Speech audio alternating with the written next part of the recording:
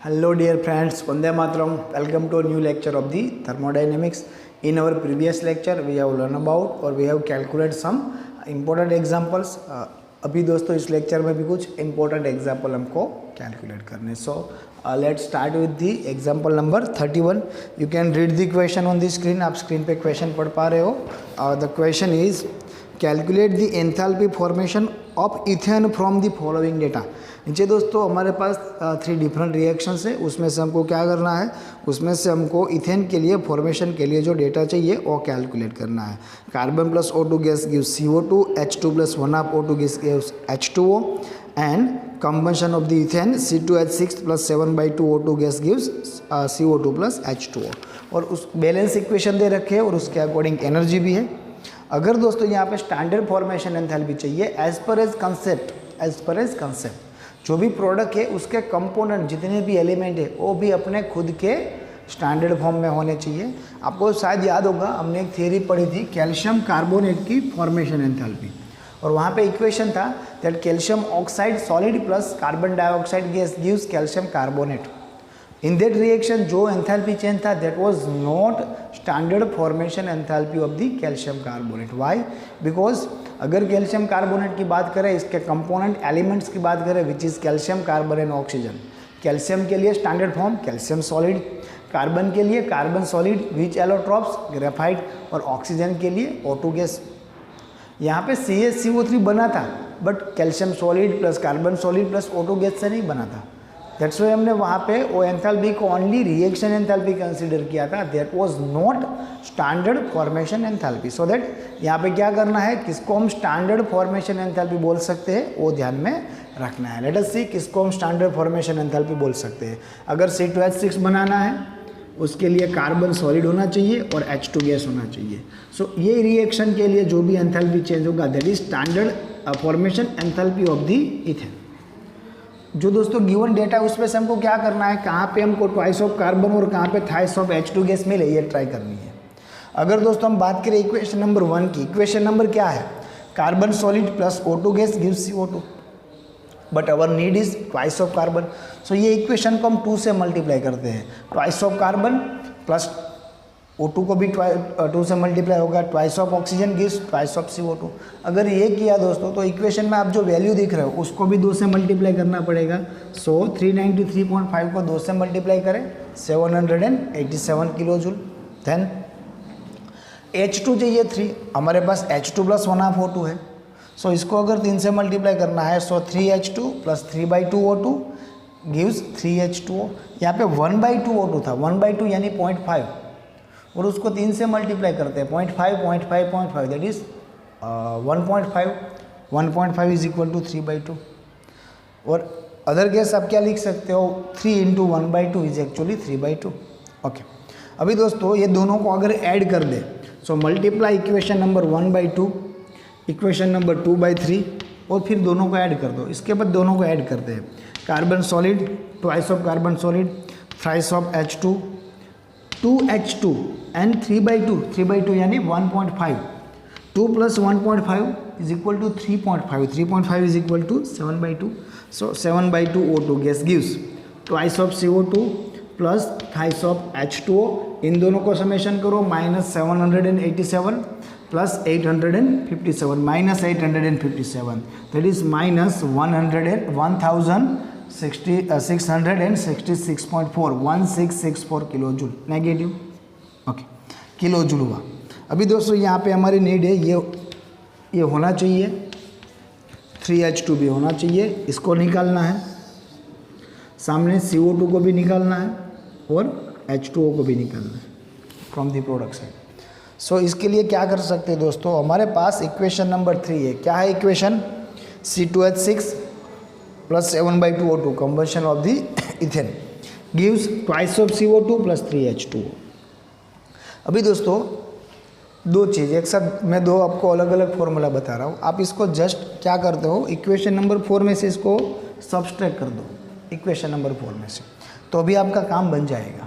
कैसे बनेगा, carbon solid plus 3H2.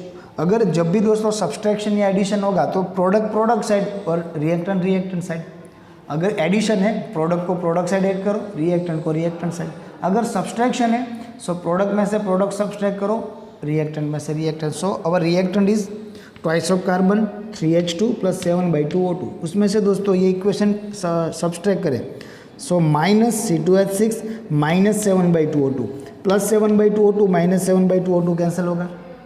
अभी product side twice of CO2 + 3H2O minus twice of CO2 + minus thrice of H2O, so plus CO2 - CO2 + H2O - H2O cancel. So overall equation क्या बना, याद करो, twice of carbon plus thrice of H2 plus नहीं sir minus C2H6 gives nothing, zero. यहाँ पे जो negative term है और नेगेटिव टर्म को आप सामने की साइड लिखोगे, पॉजिटिव बनेगी। सो twice of carbon plus thrice of H2 minus C2H6 will gives zero. Minus C2H6 की डायरेक्शन चेंज करो, plus C2H6। So equation is twice of carbon plus 3H2 minus gives C2H6। यहाँ पे दोस्तों हमने equation 4 में से equation 3 को subtract किया है, सो इसकी वैल्यू है -1666.4।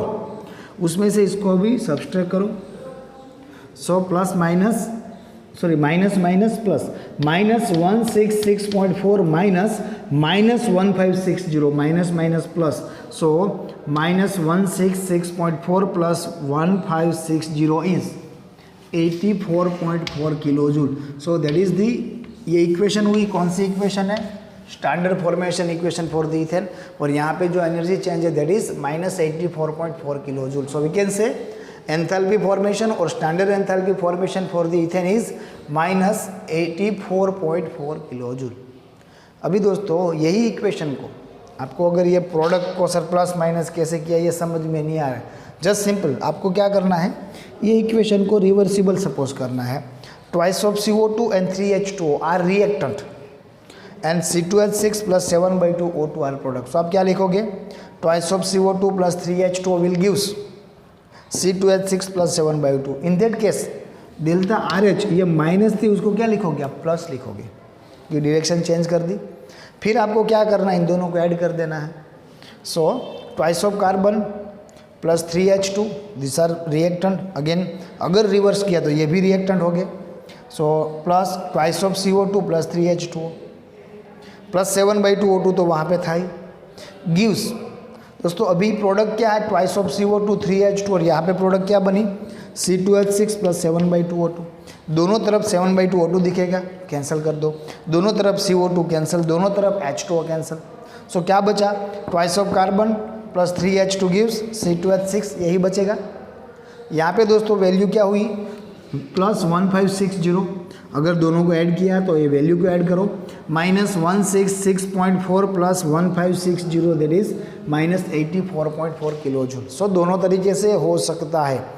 ये जो लास्ट में मैंने बात बताई दोस्तों, इतना पोर्शन आपको वीडियो पॉज करके अगर समझ में ना आए तो रिपीट करके देखना है, फिर भी समझ ना आए अगेन रिपीट करो, उसके बाद आप मेरा कांटेक्ट कर सकते हो, ठीक है।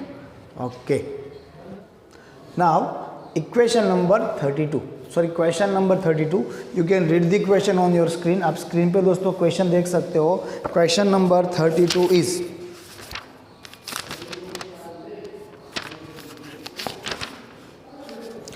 ओके,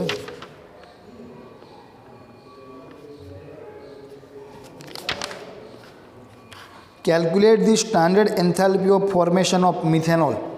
मिथेनॉल CH3OH की फॉर्मेशन की स्टैंडर्ड एंथैल्पी, मतलब सिमिलर क्वेश्चन है टू द क्वेश्चन नंबर 31 के जैसा ही। अगर स्टैंडर्ड फॉर्मेशन एंथैल्पी चाहिए तो उसके रिएक्टेंट भी स्टैंडर्ड फॉर्म में होने चाहिए।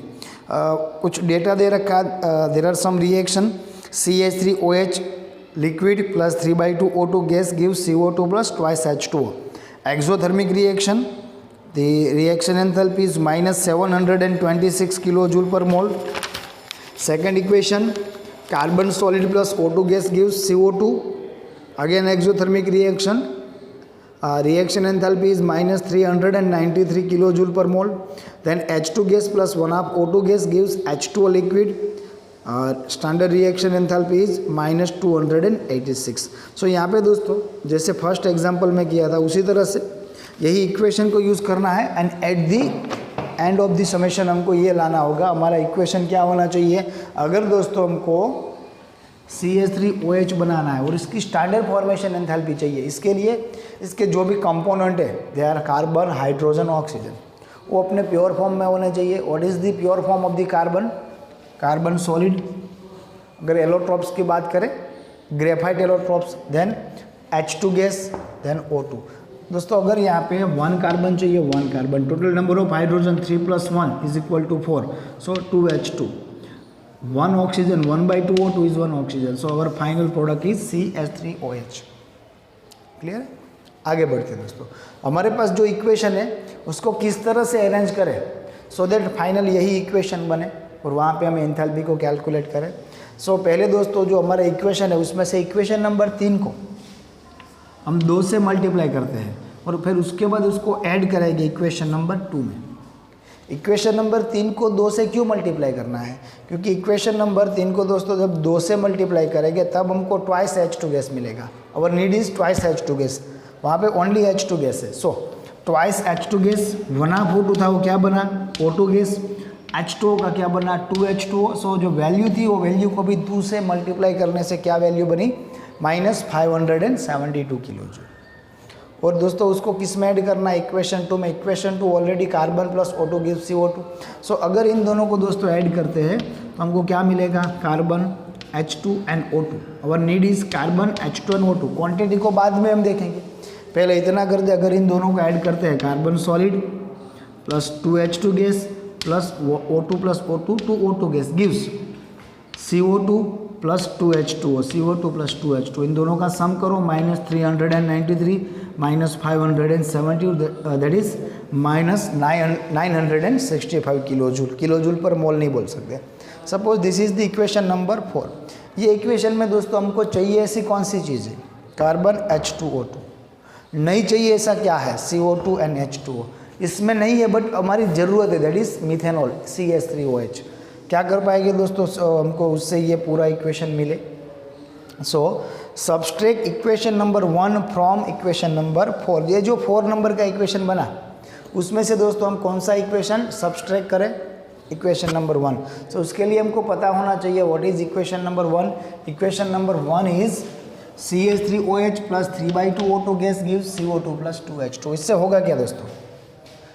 Carbon solid plus twice H2O plus 2O2 minus product को प्रोडक्ट से माइनस करना है, सब्सट्रैक्ट करना है, और रिएक्टेंट को रिएक्टेंट से। सो ये तीनों रिएक्टेंट प्लस है, इसमें से क्या माइनस करना है? Minus CH3OH minus 3/2 O2। 3/2 is equal to actually 1.5। यहाँ पे दोस्तों 2O2 है, 3/2 यानी 1.5। अगर 2 में से 1.5 सब्सट्रैक्ट करो, योर आंसर इज 0.5 और 1/2। सो क्या बचेगा? ये 2O2 से बचेगा 1/2 O2। So from the reactant side हमारे पास होगा carbon solid plus 2H2O plus 1/2 O2 minus CH3OH। अभी दोस्तों प्रोडक्ट को प्रोडक्ट में से सब्सट्रैक्ट करते हैं। यहाँ पे प्रोडक्ट क्या है? CO2 gas plus 2H2O। वहाँ पे क्या है? CO2 plus 2H2O। सो CO2 plus 2H2O minus CO2 minus 2H2O, ये कैंसिल हो जाएंगे। सो प्रोडक्ट साइड कुछ नहीं बचा दोस्तों। यहाँ पे जो नेगेटिव टर्म है carbon solid plus 2H2 plus 1/2 O2 क्यों हुआ? क्योंकि 3/2 को हमने 2 से सब्सट्रैक्ट कर दिया, minus CH3OH। It will gives, सामने कुछ नहीं दिख रहा है। सो यहाँ से जो माइनस टर्म है अगर उसको सामने की ओर ले जाए तो क्या होगा? Carbon solid plus 2H2 gas plus 1/2 O2 gas minus CH3OH। Minus CH3OH को अगर सामने जाने दे तो प्लस हो जाएगा। So equation should be carbon solid plus 2H2 gas plus 1/2 O2 gas, it will gives CH3OH। सो ये होगा इक्वेशन बना। इक्वेशन नंबर 4 में से हमने इक्वेशन नंबर 1 को सब्सट्रैक्ट कर दिया। अभी दोस्तों जो इक्वेशन मिला वो इक्वेशन एक्चुअली क्या है? Carbon solid twice H2 gas 1/2 O2 gas 1/2 O2 gas, it will give CH3OH। सो यहाँ पे हमने जो करा है दोस्तों वही चीज़, ये रिएक्शन इक्वेशन नंबर 4 में से इक्वेशन नंबर 1 को सब्सट्रैक्ट किया। सो एनर्जी में भी वही करना पड़ेगा। इसकी एनर्जी कितनी है 965, उसमें से सब्सट्रैक्ट करो इक्वेशन नंबर 1 की एंथैल्पी और energy that is 726। 965 minus 965 minus 726 minus plus minus 965 minus plus 726, your answer is 239। सो यहाँ पे दोस्तों standard formation enthalpy for the methanol is minus 239। दोस्तों हमने इक्वेशन में थियरी में एक पोर्शन पढ़ा था, वो पोर्शन क्या था, जब भी दोस्तों हम स्टैंडर्ड फॉर्म कैलकुलेट करेंगे, स्टैंडर्ड फॉर्म, तभी आई रिपीट तभी हमको ये standard form of the reactant, तभी ये स्टैंडर्ड फॉर्मेशन एंथैल्पी कहलाएगी। अगर आप किसी और तरीके से मिथेनॉल बनाते हो, मतलब ये आपके रिएक्टेंट नहीं है, तब दो रिएक्शन एंथैल्पी है और रिएक्शन एंथैल्पी को हम फॉर्मेशन एंथैल्पी नहीं कह सकते। अगेन कैल्शियम कार्बोनेट एग्जांपल पढ़ा था, CaO solid plus CO2 gas give CaCO3। वहाँ पे जो एंथैल्पी चेंज था वो एंथैल्पी चेंज को हमने कैल्शियम कार्बोनेट की स्टैंडर्ड फॉर्मेशन एंथैल्पी कंसिडर नहीं किया था, बिकॉज वहाँ पे जो रिएक्टेंट थे वो कंपोनेंट के प्योर फॉर्म नहीं थे। अगर वहाँ पे calcium solid plus carbon gas plus O2 gas होता तो होता। यहाँ पे देखो जितने भी रिएक्टेंट है अपने खुद के स्टैंडर्ड फॉर्म में है, that's why this enthalpy change is standard reaction formation enthalpy of the methanol. So ये दोनों क्वेश्चन नंबर 31 एंड 32 इक्वल हुए। Now question number 39, read the question from the screen पे ऊपर दोस्तों आपको क्वेश्चन दिख रहा है, question number 39। Calculate the standard formation enthalpy of chloride ion from following data. जो डेटा आपको दे रखे हैं वो डेटा में से आपको क्या करना है, क्लोराइड आयन की स्टैंडर्ड फॉर्मेशन एंथैल्पी कैलकुलेट करनी है। The data is 1/2 H2 gas plus 1/2 Cl2 gas gives HCl। उसके लिए स्टैंडर्ड फॉर्मेशन एंथैल्पी दे रखी है। Then HCl plus H2 gives H3O plus aqueous ion plus Cl minus aqueous ion. और वहाँ पे दोस्तों जो डिसोसिएशन एंथैल्पी दे रखी है that is minus 75.2 kilo joule. So यहाँ पे दोस्तों हम क्या कर सकते हैं, हमको जब क्लोराइड माइनस आयन बनेगा तब की एंथैल्पी चाहिए। बहुत ही सिंपल है, little bit different than this method, ये मेथड से थोड़ा डिफरेंट रहेगा। यहाँ पे दोस्तों हमारे पास जो इक्वेशन है वो कुछ इस तरह से 1/2 H2 plus 1/2 Cl2 gas gives HCl, that is equation number 1। Second equation HCl plus H2O gives H3O plus NCl minus. अगर ये दोनों इक्वेशन को ऐड कर दें, adding equation number 1 into equation number 2, सो 1/2 H2 gas plus 1/2 Cl2 gas plus HCl plus H2O gives HCl plus H3O plus Cl minus. दोनों side से आप क्या कैंसिल कर सकते हो, you can cancel HCl from the both side. अगर HCl cancel हुआ that is the equation. अभी अगर इन दोनों को ऐड किया है सो एनर्जी को भी ऐड करना पड़ेगा। अगर दोनों रिएक्शन की एनर्जी ऐड करते हैं तो हमको एनर्जी क्या मिलेगी, माइनस 168 किलो जूल। अभी दोस्तों टोटल रिएक्शन एंथैल्पी का फॉर्मूला क्या था, total reaction enthalpy is equal to total enthalpy of the product minus total enthalpy of the reactant. Total enthalpy of the total reaction enthalpy which is 168 kilo joule. Total enthalpy of the product में दोस्तों हमारे पास क्या है, delta H भी लिख सकते हो, delta H of the H3O plus ion, number एक ही नंबर है, delta FHCl minus ion minus 1/2 H2 1/2 Cl2 H2O। So delta FH H2 कितनी value 1/2 plus 1/2 delta FHCl2 plus delta FHH2। अभी दोस्तों आपको कितनी चीज़ मालूम है, that H2 in its pure form, so enthalpy formation enthalpy 0। Again Cl2 in its pure form 0, H2O again it's in your pure form, उसके pure form में है again 0। सो यहाँ पे दोस्तों ये तीनों वैल्यू 0 है जो आपको थियोरिटिकली मालूम है। H3O प्लस जैसा कुछ दोस्तों आया नहीं था, बट अगर H3O प्लस एक्वेस आयन चाहिए तो उसका सबसे स्टेबल फॉर्म सबसे प्योर फॉर्म क्या है, एक्वेस H3O प्लस ही है। So the additional thing is, यहाँ पे जो मैं ऐड कर रहा हूँ, जो हमने थियरी में नहीं पढ़ा था, दैट इज H3O प्लस एक्वेयस, वो एक्चुअली हाइड्रोनियम आयन का प्योर फॉर्म में उसकी यहाँ पे स्टैंडर्ड फॉर्मेशन एंथैल्पी 0 ही होगी। तो हमको दोस्तों क्या करना है, यहाँ पे वैल्यू पुट करनी है 168 डेल्टा H H3O प्लस, जैसे मैंने आपको बता दिया 0 प्लस डेल्टा एफ है Cl माइनस 1/2 H2 0 एंड 0। सो आप यहाँ पे दोस्तों अगर लिखो ये -0 को भूल जाओ, कोई काम नहीं है।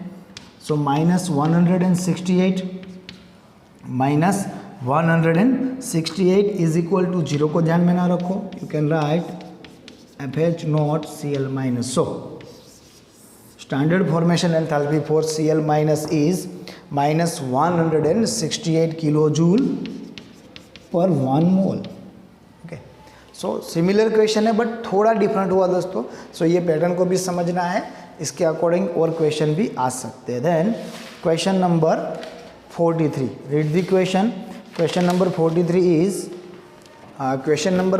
Is from the NCERT। Calculate the enthalpy change when 2.38 gram of carbon monoxide vaporize at its normal boiling point. Enthalpy of vaporization of CO is 6.04 kilojoule पर मोल। जस्ट कंपैरिजन करो और कुछ नहीं है। वेपराइजेशन एंथैल्पी चाहिए किसकी, कार्बन मोनोऑक्साइड की। उसके लिए इक्वेशन क्या होगा, carbon monoxide liquid vaporise carbon monoxide gas. उसके लिए दोस्तों कैलकुलेट करना है और वैल्यू दे रखी है कितनी क्वांटिटी की हमको करना है, 2.38 ग्राम की। बट बिफोर देट हम अगर इक्वेशन सोचे दोस्तों, कुछ इस तरह से इक्वेशन होगा, carbon monoxide liquid carbon monoxide gas 1 mole carbon monoxide liquid to 1 mole carbon monoxide gas. यहाँ पे जो एनर्जी देनी पड़ेगी वो एक्चुअल में क्या होगी, वेपराइजेशन एंथैल्पी होगी। वो कितनी है for 1 mole, that is 6.04 kilo joule. ये क्वेश्चन में दे रखा है। ओके, अभी दोस्तों अगर 1 मोल कार्बन मोनोऑक्साइड है, उसका एक्चुअल मास कितना होगा, वेट कितना होगा। मास और weight of the 1 mole carbon monoxide is 28, 12 from the carbon, 16 from the oxygen, that is 28 gram per mole. सो यहाँ पे हम क्या लिख सकते हैं, enthalpy of 28 gram CO at boiling point is 6.04। दोस्तों 28 ग्राम ऑफ कार्बन मोनोऑक्साइड की बॉइलिंग पॉइंट पे जो एंथैल्पी है 28 ग्राम, इसलिए मैंने लिखा हमारे पास 1 मोल की है और 1 मोल कार्बन मोनोऑक्साइड मीन्स 28 ग्राम। सो 28 ग्राम के लिए कितनी, 6.04 kilo joule. So how much for the 2.38 gram. Similar question. So 2.38 into 6.04 divided by 20 which is 0.5134 kilo joule. ये हुई किलो जूल में। अगर आपको जूल वैल्यू चाहिए मल्टीप्लाई बाई 1000, अगर 1000 से मल्टीप्लाई करोगे 513.4 जूल। क्लियर है। इसी तरह का एक और क्वेश्चन है बट वहाँ पे कैलकुलेशन थोड़ा डिफर है। Again from the NCERT। Question is a boy after swimming comes out from a pool covered with a film of water waiting 18 ग्राम। एक लड़का स्विमिंग पूल में जा रहा है, वहाँ पे नहा के बाहर आ रहा है, तब उसके बॉडी पे वाटर लेयर लगा है। टोटल कितना वाटर है, क्वांटिटी जो पूरे बॉडी पे जो वाटर फिल्म बनी है that is 18 gram of H2O। How much heat must be supply to evaporate this water at 298 kelvin. अगर 298 केल्विन पे वो बच्चा खड़ा है तो उसके ऊपर जितना भी पानी है कितना है, 18 ग्राम, और सबको वेपराइज होने के लिए कितनी हीट रिक्वायर रहेगी। Calculate the internal energy of the vaporization at 100 degree centigrade. Delta U internal energy change calculate करनी है, but for the vaporization delta vaporization U calculate करना है। कुछ हमको दे रखा है that is delta H vaporization for water is water at 373 kelvin is 60.66 kilo joule. So दोस्तों हमको ये एनर्जी कितनी दे रखी है, 40.66 किलो जूल। सो इसका यूज़ करके आगे बढ़ना है। सो पहले हम क्या करेंगे, यहाँ पे पहले हम ये देखेंगे फॉर 1 मोल एट 373 केल्विन। अगर 1 मोल H2O को, 1 मोल H2O लिक्विड को 1 मोल H2O गैस में कन्वर्ट होना है, H2O liquid to get vaporise होना है, कितनी एनर्जी लगेगी, एंडोथर्मिक रिएक्शन 40.66 किलो जूल पर 1 मोल। तो पहले दोस्तों हम ये करें टोटल कितने मोल है वो कैलकुलेट, 1 मोल के लिए जो एनर्जी लगेगी वो हमको दे रखी है, this is energy for the 1 mole. Total energy कितनी है अगर वो कैलकुलेट करना है, रिपीट, अगर टोटल एनर्जी कितनी है वो कैलकुलेट करना है तो आपको क्या करना पड़ेगा, ये 1 मोल के लिए है, you have to calculate the mole of the H2O, और जो भी बॉय है उसके बॉडी पे जितना H2O उसका मोल फाइंड आउट करना, 1 मोल के लिए इतनी, उसके बॉडी पे जितना भी मोल हो उसके लिए एनर्जी कैलकुलेट कर पाएंगे। सो कितना वेट उसकी बॉडी पे है H2O का, 18 gram. So mole of the H2O is mass upon molar mass, उसकी बॉडी पे 18 ग्राम H2O है, what is the molar mass of the H2O, again 18 gram per mole. सो अगर वहाँ पे मोल ऑफ द H2O चाहिए on the body of that boy, that is mass 18 gram, molar mass 18 gram, 18/18 is equal to 1। So दोस्तों 1 मोल है। सो हम पहले ये calculate कर रहे हैं कितनी हीट चाहिए 1 मोल के लिए, 40.66। सो 1 मोल के लिए कितनी, so total needed heat for the vaporization is number of mole into vaporization enthalpy, 1 into 40.66, that is again 40.66 kilo joule. By chance वहाँ पे क्वेश्चन में एट दी 18 ग्राम H2 आपको अगर 36 ग्राम कहा होता तो आपको क्या करना था, मोल 2 हो गया, so 2 into vaporization enthalpy, but यहाँ पे only 1 mole H2O, 18 gram H2O is there, ये दिमाग में रखना है। Then delta vaporization U, actually हमारे पास इक्वेशन था delta H is equal to delta U plus delta NGRT। वहाँ पे डेल्टा H क्या है, enthalpy change, delta U internal energy change, NG different in the moles, किसका mole, product and the reactant, but कौन से type के, only gaseous types. R is the universal gas constant and T is the temperature. अभी question में दोस्तों थोड़ा change ये होना चाहिए, हमारे पास जो वैल्यू है वो वैल्यू 373 पे है, और अगर वेपराइज होना है वो अगर 25 डिग्री सेंटीग्रेड पे खड़ा है, 298 केल्विन पे खड़ा है, बट वहाँ पे वेपराइजेशन होने से अगर आइडियली सोचे तो कंडीशन क्या होनी चाहिए, 373। एक्चुअली हमको 373 पे उसको खड़ा नहीं रखना है, उतने हीट में तो काला हो जाएगा, बट आइडियल कंडीशन वही है। सो वेपराइजेशन के लिए टेम्परेचर यहाँ पे कौन सा लेना है, 373। क्वेश्चन में भी चेंज हो सकता है, 373 ही कह देंगे, ओके। सो टेम्परेचर हम 373 केल्विन यानी 100 डिग्री सेंटीग्रेड लेंगे फॉर दी वेपराइजेशन, उसी के लिए वो एनर्जी दे रखी है at boiling point, it means 373 kelvin, okay. Delta H is equal to delta U plus delta NGRT, our need is delta U, so delta U is equal to delta H minus delta NGRT, but here कौन सी internal energy, vaporization energy is equal to delta H, but delta vaporization H minus delta NGRT, okay. ये 1 मोल के लिए जो चाहिए वो हमको दे रखी है, अगर 2 मोल होता तो वो कर लेते, 3 होता तो उसके रिलेटेड, 1 मोल के लिए इतनी है, minus delta NG number of gaseous product H2O gas 1, minus number of mole of the gaseous reactant H2O liquid 0, 1 minus 0 is equal to 1, so delta NG is equal to 1 into R। यहाँ पे दोस्तों value kilo joule में दे रखी है, अगर kilo joule के regarding universal gas constant की बात करें that is 8.314, I repeat 8.314 kilo joule per mole. तो यहाँ पे क्या करना पड़ेगा, 8.314 इंटू 10⁻³ इंटू 373, उसको किससे मल्टीप्लाई करेंगे, 373 से मल्टीप्लाई करेंगे। अगर दोस्तों उसको 373 से मल्टीप्लाई करते हैं, एकदम ठीक से, अगर उसको 373 से मल्टीप्लाई करते हैं, ये पूरा अगर आप सॉल्यूशन करते हो 8.314 इंटू 373 इंटू 10⁻³ तो आपको शायद ये होगा 310, उसके बाद एक और डिजिट होगा मिनिमम, और वहाँ से आप 10⁻³ को अगर नेगलेक्ट करते हो तो क्या होगा 310 समथिंग, उसके बाद जो पॉइंट था वो कहाँ पे आ जाएगा, 3 पॉइंट पे। Subtract the 3.1 from the 40.66 which is 37.56 kilo joule per mole, that is the internal energy change. ये नीडेड वेपराइजेशन एंथैल्पी थी, ये इंटरनल एनर्जी चेंज था। टेम्परेचर हमने कौन सा कंसीडर किया, 373, because boiling point of the water is 373 kelvin. Clear है? सो इतनी एनर्जी रिक्वायर्ड होगी, सॉरी ये इतना इंटरनल एनर्जी चेंज होगा, required energy that is 40.66 kilo joule. Okay, so theoretical example है, यहाँ पे कुछ दिक्कतें हो सकती है, वो दिक्कतें ना हो उसके लिए दोस्तों ध्यान से एकदम ठीक से काम करना है। ओके, सो मिलते हैं नेक्स्ट लेक्चर में। टिल देन घर पे रहिए, सेफ रहिए, पढ़ते रहिए।